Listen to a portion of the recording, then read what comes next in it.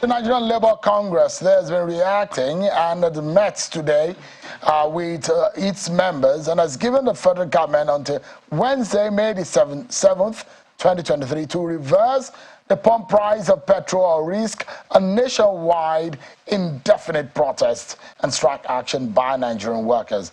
The NLC President, Mr. Joe Ajaero, announced this at the end of an emergency meeting of the National Executive Council in Abuja, where he also asked President Bola Tinubu to investigate payments for subsidy under the immediate past administration of former President Buhari.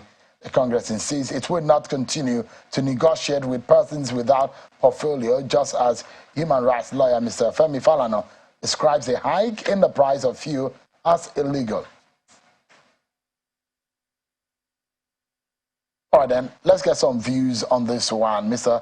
Falana, rights activist and a lawyer to the NLC, is live with us here in our studio. Thank you so much, NLC. I appreciate your time tonight. Thank you. Sure. I guess I should begin with the statement that you have now been quoted for today. You've been quoted to have said that the hiking price is illegal. What do you mean? Well, the president did say in his inaugural speech that he's going to run an administration anchored on the rule of law. And that implies that all actions of government and its agencies will have to comply with the law. The NNPC has metamorphosed into a limited liability company. It is now NNPC Limited. To that extent, the NNPC, like Total, like ExxonMobil, like Shell, operating in the oil industry, cannot announce increases in the prices of petroleum products. That duty is vested in the government. So, and that is what I mean. There is a judgment of the court, Federal High Court, which has not been set aside. The case of Bamidele Aturu and the Minister of Petroleum Resources. This judgment was delivered in the Federal High Court in Abuja here by Justice Adamu Bello, now retired, to the effect that nobody has the right in Nigeria to fix the prices of petroleum products other than the government.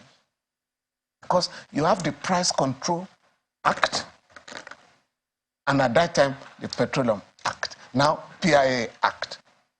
So you ask the NNPC, where have you got the powers to fix the prices of petroleum products, or the price of petrol this time around?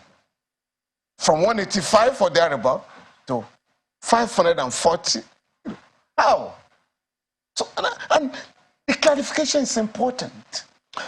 Yesterday on the program, we had the group CEO of the NNPC Limited, and this question was thrown at him, and I did ask him, remember asking him, that are you now the regulator and the operator in this sense? Because now it's totally deregulated if subsidy is gone. And he said they are not the ones who changed the price. Who did? He said it's the market forces. No, the visible market forces cannot, under the Nigerian Constitution and under the PIA, fix the prices of petroleum. What agency of government is levied with that responsibility, Mr. Falana? Under the current situation in which we have found ourselves, since ministers have not been appointed, right? The president is running the country. Only the president can so decide for now. The price. Yep. So because you have the Price Control Act, you have the PIA Act, right? There is no provision in our law for market forces to determine the prices of any products in the country. I wanted to actually just see if I can read through what the NNPC said in their statement. They issued a statement? Yes. They issued a statement. Yes. And in that statement, if we can bring back that, in the conversation that we had with him, he said, going forward, yes, that the prices are going to be determined by market forces. What do you make of that scenario? You agree with the issue of the market forces? No, the NNPC Limited issued this statement whereby it fixed the prices of petroleum products. Petrol in Lagos, in Abuja, in the north. Right? Now, if I understand the GMD, it was saying that in futuro, market forces will fix the price. But for now, NNPC Limited fixed the price. He said the price list that went viral, that went around, yes, were leaked internal documents of the NNPC, that NNPC did not fix it. Let me read through the statement of the NNPC. NNPC said in the statement, adjustment in pump price of PMS. Yes. It says, NNPC Limited wishes to inform our esteemed customers that we have adjusted our pump price of PMS across our retail outlets in line with the current market realities as we strive to provide you the quality service we are known for. It is pertinent to note that prices will continue to fluctuate to reflect market dynamics. We assure you that NNPC Limited is committed to ensuring ceaseless supply of product. The company sincerely regrets any inconvenience this development might have caused. We greatly appreciate your continued patronage, support, and understanding through this time of change and growth. Signed, Garbadin Mohammed, Chief Corporate Communications Officer, NNPC Limited. That is what the NNPC is saying. And it's gone viral. And that is the basis. Oh yeah, and that is the basis of the, prices we are witnessing all over the country. Could it be because they are the sole importer of refined products? We have always condemned the position of the sole importer because you do not allow for competition. Whereas you may want to bring your products from Europe or America, I may prefer to go to the Middle East. There was a time the government was importing from all over the place. And I said, no. Côte d'Ivoire has a functional refinery. So why don't you refine from that country? We now refine about 60,000 barrels a day. I don't know what the current number is. We even go to Niger, right, to refine. Because for 30 years, shamefully, this country is the only oil-producing country in the world that imports petroleum products. Only one. Even with 4 refineries that are not working. These guys collapse them. You have an incompetent and a reckless ruling class. You think it's intentional for the refineries not to be working? Oh yes, because between 1993 and 2016, the government spent $6 billion, $6.025 billion on turning around maintenance of the refinery. At the end of the day, the government left them at a comatose stage. And when President Buhari came on board, as a former minister, because he had promised, as a former minister of petroleum resources, I'm going to fix the refineries. So Labour reminded him in 2015, fix the refinery. Oh, but what do you call it?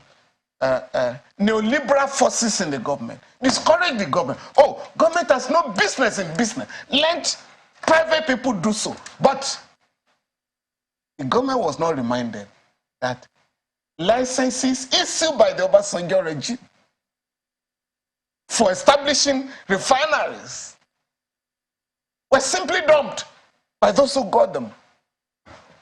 Unfortunately, the same government was now persuaded, as the Buhari regime, to invest through the NNPC $2.7 billion in the Dangote refinery.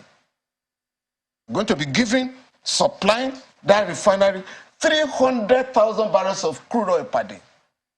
Those who say government has no business in business. It was at that stage, President Buhari, as Minister of Petroleum Resources, why are we doing this? Why are we not fixing our own refineries? It was at that stage, almost belatedly, that the government approved that Port Harcourt refineries, 2 of them, be fixed with the sum of $1.5 billion. Warri and Kaduna be fixed with the sum of $1.4 billion. So, in addition to our investment in Dangote refinery, you're also talking of $2.9 billion to fix the 4 early refineries of the country. Now, nobody is asking the question, when will the repairs be completed? They say Port Harcourt will be over it should be functional by December. Yes. That's the latest we heard. Yeah. What of Kaduna and Warri? When will Dangote refinery become functional?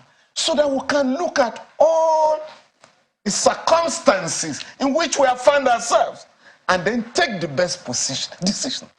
Mr. Falana, if you look at the statement of the NNPC, it doesn't really suggest that there is a fixed price. No. It just said that they wanted to adjust and informing the public. No. Eshun, what they are simply saying is that we want to sell at an international price, which is being circulated now to over around $1 per liter.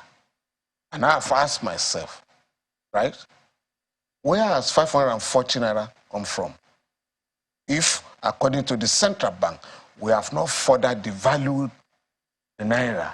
So the official rate is 451 naira to $1. So if you want to sell at an international price, you are internationalizing the price. Why are you not talking of 451 naira? And in any case, as I have said, and for me, I think the ultimatum given by the NSC provides the government an opportunity to go back to the drawing table and clear some of the confusion in the air. Whereas the president, in his inaugural speech, simply announced that fuel subsidy has been eradicated by the previous regime. When suppliers began to sell at the prices went to the roof, were then told, no, we still have arrangement to have subsidy on code, till the end of June.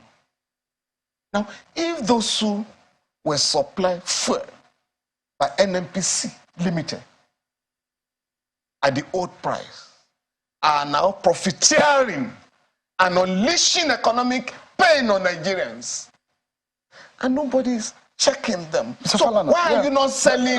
Let's look at these issues one after the other. At 550 now, the issue of subsidy. Yes. It looks to me that there is a popular, I believe, amongst Nigerians that it's an evil that we cannot allow for too long a time. Do you agree that subsidy is an evil within the marketplace that should be eradicated? Sure. Subsidy is the failure,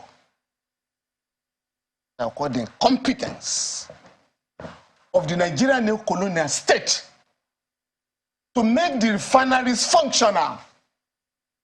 And when they then embark on importing petroleum products, we want this country will be grounded the way you guys are going.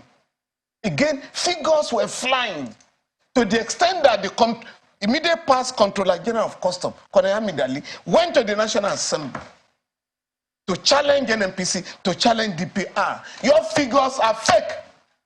The immediate past Minister of State in the Ministry of Petroleum Resources, Silva, said the importation agenda is a criminal enterprise. So, what are you talking about subsidy? You think we're subsidizing smugglers? No functional state can come out publicly that smugglers have taken over our country. Or you say oil thieves are operating without check. No state, any modern state cannot say that. And then what do? Let us punish the people. So for me, and I think that came out in the discussions in the NSC meeting today, that this is not a question of we no go agree. It's not a we no go agree agenda. We must now look at the economy holistically and challenge the reckless dollarization of the economy. Why must I be looking for dollars in my country? Why should some schools be collecting dollars as fees? I mean, school fees, rents being collected in dollars. Some fees are paid in dollars for professionals. By the CBN Act, that is illegal. No, illegal. Section 20. The legal tender in Nigeria shall be naira and kobo. It's illegal. It's a criminal offense. No transaction must be made or should be made in any currency other than naira. Other than naira. That's the law. They haven't amended the law. But these guys have ruined the economy by spending dollars so irresponsibly. Mr. Falana, if the NLC go ahead, if the federal government says it won't, well, the issue of subsidy must go, and it has to go. You see. Just a moment, sir. If they say that subsidy must go, and the NLC goes ahead, isn't it causing some kind of anarchy for a government that is just going to be about 2 weeks old? Sure. For me, when workers issued an ultimatum,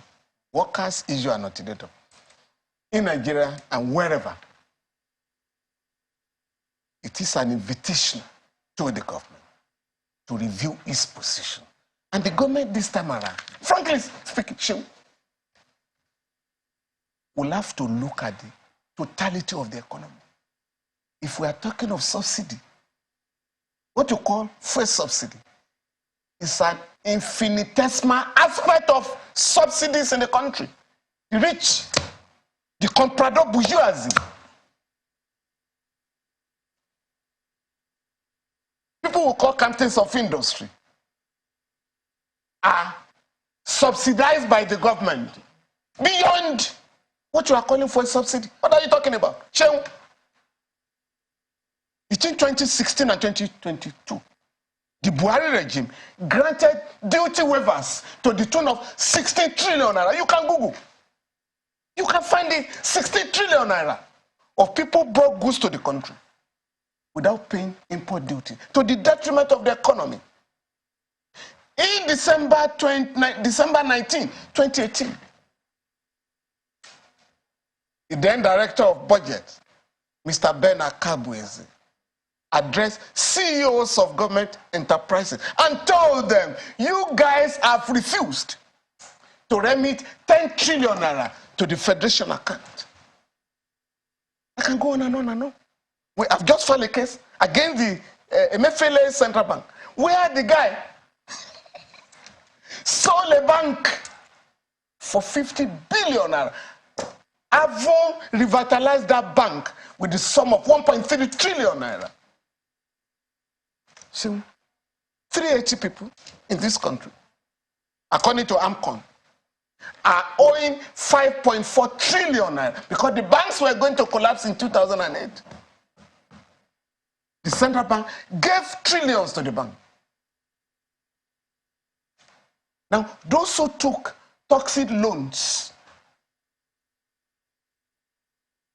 were threatening the economy, and that was how AMCON was set up, Asset Management Corporation of Nigeria, to buy off their debts. What type of subsidy is greater than that? So, I can go on and on and on. So, in the interest of the country, let us look at the economy. I'm looking at the implication of the threat of the NLC. Let me tell you. It is not too early in the life of this government. You see, again, I've said it.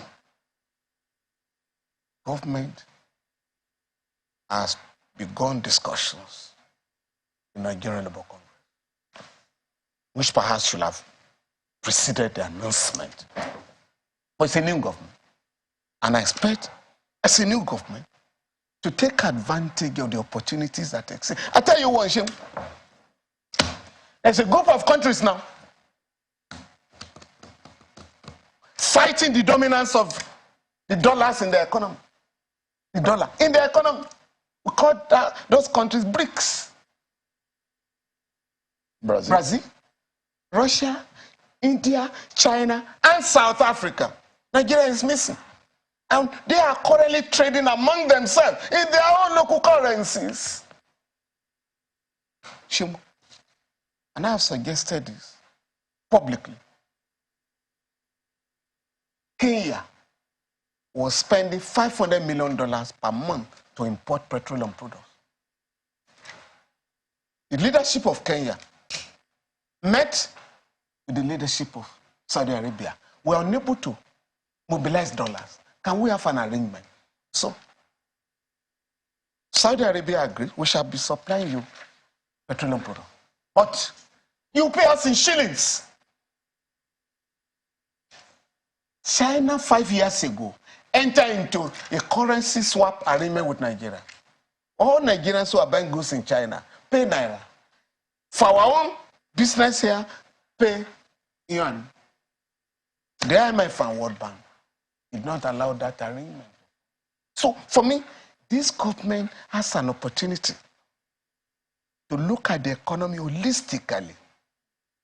Look at what is going on with the demand, the struggle for a new international economic order, and fit in. On a final note, Mr. Falana, so the question, the bigger picture we're looking at here is there is already Nigerians who are hurt and pained in the manner in which this policy has come and affected their lives because of the price hike in the price of petrol has affected transportation and immediate effect on the price of commodities, food and rents. Yeah. Now, you're looking at the situation where NLC is planning a nationwide strike and protest. That will also have effect on the economy. For sure. I mean, and that's why the government was avoided. But if the government is already meeting the NLC. So the question is that one we wonder if there is other softer ways in addressing it. On the final note, Mr. Falana. No, for me, just 60 seconds. The government, as I said, will have to look at all the options on the table. One of which is the Lagos State government with Ohando. I've just entered into an agreement with a Chinese company to bring electric buses to Lagos. Some of the buses have arrived. This government, the Buhari regime, this APC regime, in 2020, January 2020, announced that we are going to migrate CNG to CNG. And the central bank earmarked 250 billion naira to encourage companies that were going to promote that migration. So for me, these are the options on ground. Of course, we can say, oh, why can we continue to waste $10 billion according to them? Figures are also questionable. Right. We can then look at the alternatives to PMS so that the poor are not further subjected to excruciating pain. Mr. Falana, so you saying that it is illegal, the hike in the price? Oh, yes. And the implication is that anybody selling above 185 is illegal? Of course. Are you planning to go to court on that? Well, the NSC has given some instructions, but I won't give you the details for now. Mr. Femi Falana, right activist and senior advocate of Nigeria, thank you so much indeed for your time tonight. Thank you very much. I really appreciate it. Thank you, my pleasure.